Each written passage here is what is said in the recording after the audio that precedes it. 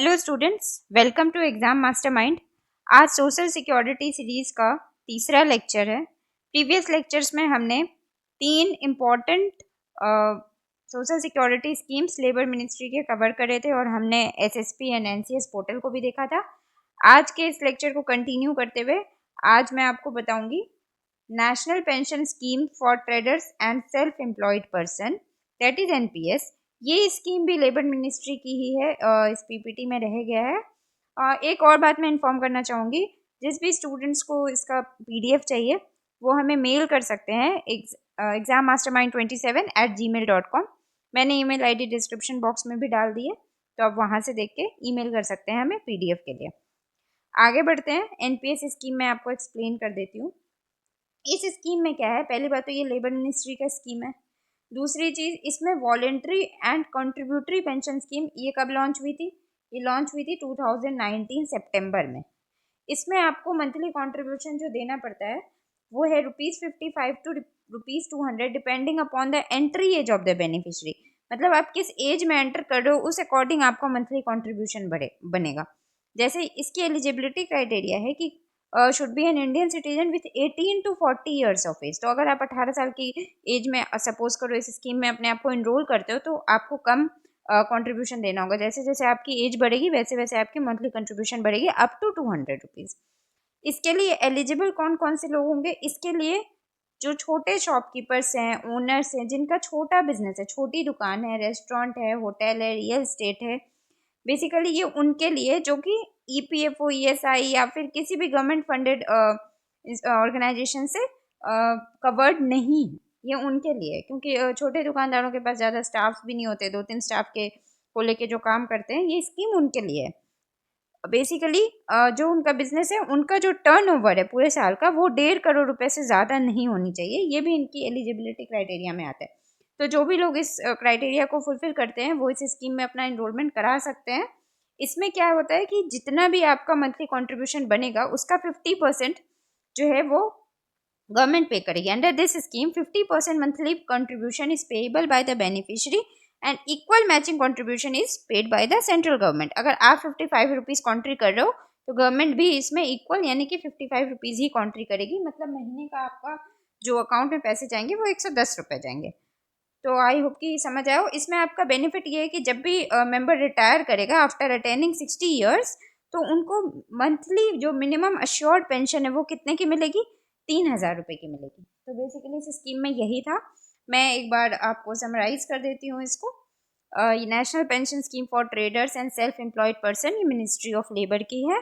ठीक है, इसमें वॉलंटरी और कॉन्ट्रीब्यूटरी पेंशन स्कीम है। ये सितंबर 2019 में लॉन्च हुई है। इसकी एलिजिबिलिटी 18 to 40 ईयर्स के बीच में एज लाई करनी चाहिए। इसमें वो शॉपकीपर्स एलिजिबल हैं जिनका छोटा दुकान है, छोटी रेस्टोरेंट्स है, होटल्स हैं, रियल एस्टेट है, बेसिकली जिनका जो एनुअल टर्नओवर है वो 1.5 करोड़ से कम है और वो किसी भी ऑर्गेनाइजेशन से कवर्ड नहीं है, ना ईपीएफओ, ना ईएसआईसी, ना और कोई गवर्नमेंट फंडेड ऑर्गेनाइजेशन से। ओके, इसमें जो मंथली कंट्रीब्यूशन है वो 55 to 200 रुपीज़ के बीच में रहेगी depending upon the entry age of beneficiary.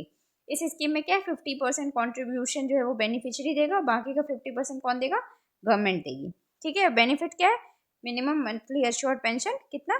3,000 रुपये आफ्टर अटेनिंग 60 ईयर्स। तो आई होप कि ये स्कीम आपको अच्छे से क्लियर होगी। अब हम बढ़ते हैं अगली स्कीम की तरफ। अब जो हमारी अगली स्कीम है वो है प्रधानमंत्री जीवन ज्योति योजना, PMJJBY, प्रधानमंत्री जीवन ज्योति बीमा योजना। हाँ, बीमा छूट गया है, मैं पीडीएफ में इसको भी ऐड कर दूंगी। ओके, ये प्राइम मिनिस्टर मोदी जी ने 9 मई 2015 को कोलकाता से लॉन्च किया है।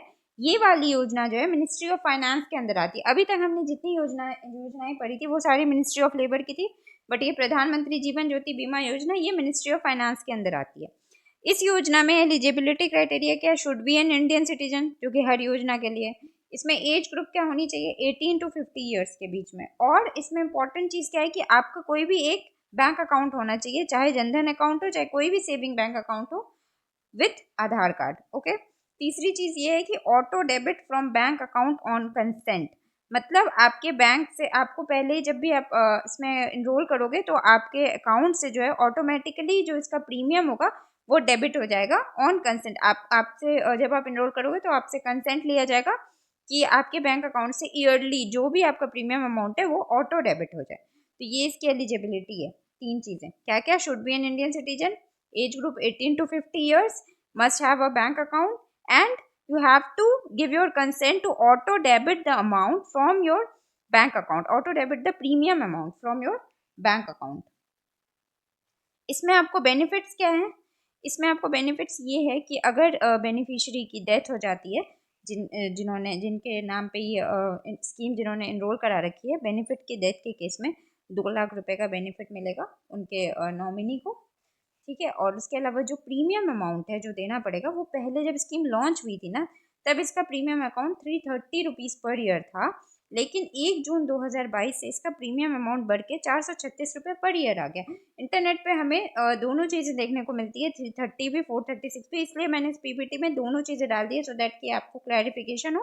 प्रेजेंटली जो प्रीमियम का रेट चल रहा है वो 436 रुपीज़ पर ईयर चल रहा है 1 जून 2022 से। उससे पहले 330 रुपये पर ईयर इसका प्रीमियम रेट था। तो आई होप कि ये आपको क्लियर हुआ हो। इसमें एक बार समराइज कर देती हूँ। प्रधानमंत्री जीवन ज्योति बीमा योजना, ministry of finance, launch on 9 May 2015 by PM Modi.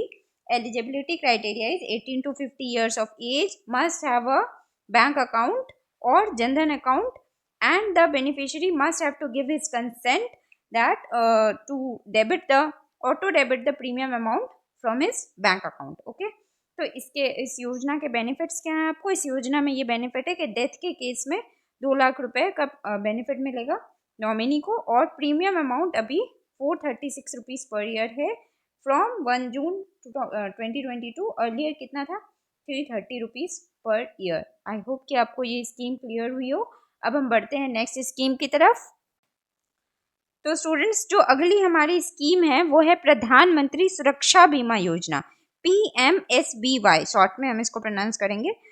ये योजना भी 9 मई 2015 को ही लॉन्च की गई थी बाय प्रधानमंत्री मोदी इन कोलकाता, और ये भी मिनिस्ट्री ऑफ फाइनेंस के अंदर आती है। प्रधानमंत्री जीवन ज्योति बीमा योजना एंड प्रधानमंत्री Suraksha Bima Yojana, both are launched on 9 May 2015 by prime minister Narendra Modi in Kolkata under ministry of finance. Okay, इसकी एलिजिबिलिटी क्राइटेरिया क्या है? इसकी एलिजिबिलिटी क्राइटेरिया है कि इंडियन सिटीजन होना चाहिए, जो कि बाय डिफ़ॉल्ट सारे स्कीम में है। एज ग्रुप है वो 18 to 70 ईयर्स होनी चाहिए। ठीक है, हमने पहले वाले में एज ग्रुप देखा था 18 to 50 ईयर्स जो इनरोल कराने का था, लेकिन इसमें कितना है आपका? इसमें है 18 to 70 ईयर्स।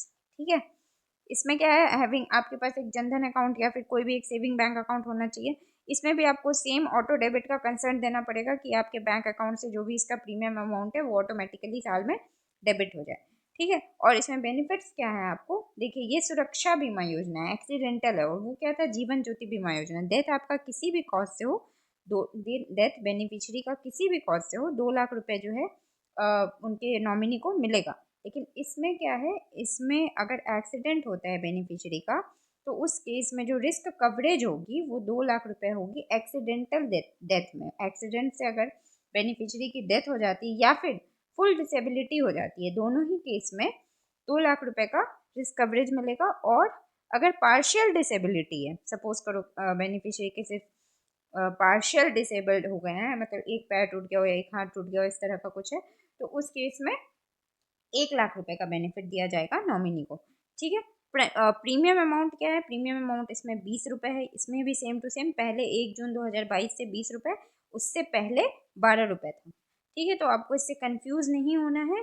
अभी का जो प्रीमियम अमाउंट है वो 20 रुपये पर ईयर है फ्रॉम 1 जून 2022 ऑनवर्ड्स। तो आई होप कि आपको ये स्कीम भी क्लियर होगी। मैं एक बार समराइज कर देती हूँ। प्रधानमंत्री सुरक्षा बीमा योजना, launch by honourable prime minister Modi on 9 May 2015 in Kolkata under Ministry of Finance. Eligibility criteria is should be an Indian citizen, live between 18 to 70 years age, must have a saving bank account or a Jandhan account with Aadhaar card, and the beneficiary has to give his consent to auto debit the premium amount from his bank account. ठीक है, तो मैं beneficiary को consent देना पड़ेगा कि जो premium का अमाउंट है 20 रुपये, वो उनके अकाउंट से ऑटो डेबिट कर लिया जाए हर साल। बेनिफिट क्या होगी, एक्सीडेंटल डेथ के केस में 2 लाख रुपए नॉमिनी को दिया जाएगा, या फिर फुल डिसेबिलिटी के केस में भी 2 लाख रुपए नॉमिनी को दिया जाएगा, और 1 लाख रुपए दिया जाएगा पार्शियल डिसेबिलिटी के केस में। और इसमें प्रीमियम अमाउंट क्या है, 20 रुपये फ्रॉम 1 जून 2020, और पहले क्या थी, 12 रुपये पर ईयर। ओके, तो आई होप कि आपको ये तीनों योजनाएं क्लियर होंगी।